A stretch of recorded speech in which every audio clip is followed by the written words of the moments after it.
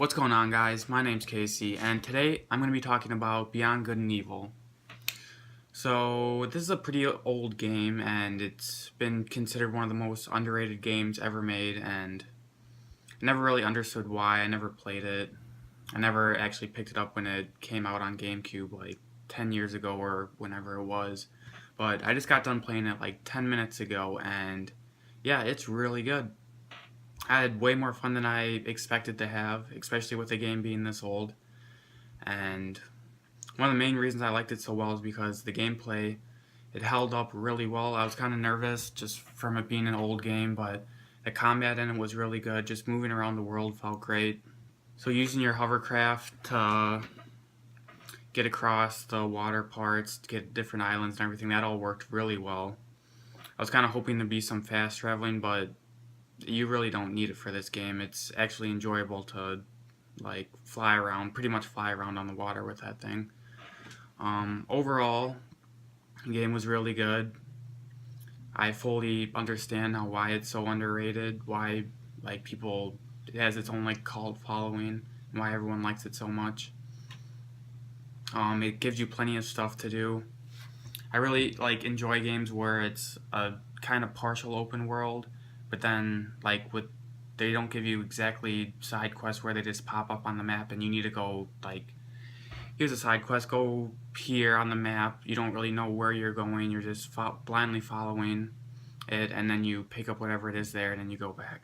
This, it's kind of like you talk to some random person. He'll kind of hint at, oh, maybe there's something over there, and then you can go over there and like figure out what you actually need to do. And to me, that's way more enjoyable than just, hey, here's a side quest, here's a marker on the map, go there. So I think they did a really good job with that. Also, with taking pictures of animals, I thought that was a nice touch to the game. It really like gave you more, like with a boss fight or something, it gave an extra little challenge to try to not only like beat him, but to like get into a position where you can take a picture of him in order to collect all the pictures of all the different animals. I've never really seen that in any games like that, so that was really fun. So when it came to the ending of the game, I'm not going to spoil it or anything, but I'll let you experience that for yourself. But when it, like, what they hinted at, I was surprised, like, how strongly they hinted at that we're going to make another game. The fact that there was no game ever made or currently in development that we know of. I know there was that short teaser trailer for Beyond Good and Evil 2, which looked pretty cool, having seen Paige and Jade and updated graphics. I think that'd be really cool, but I kind of wish that they maybe would have went in a different direction with the ending. Like maybe hinted at Jade's parents a little more or something like that, since you really don't get any background information. And like that's one of the biggest things, because they talk about Jade's origins, and obviously her parents have a lot to do with that towards the end of the game, and I wish they would have maybe hinted at more towards that than what the actual ending of the game was with what happened to Paige.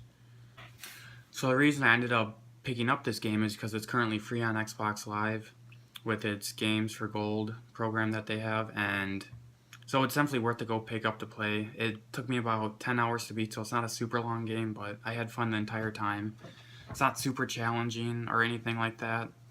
There is one part where you have to collect almost all the pearls in the game, and I was kind of dreading that, but it's actually really easy to do that, so there isn't much complaints I have with it. I guess like the stealth part of the game, there seems to be a lot of that towards the end, and that gets kind of annoying because it slows the game down a lot, and a lot of the time if you get found out by the enemies, you die instantly and you have to go back to your last like checkpoint that the game made for you.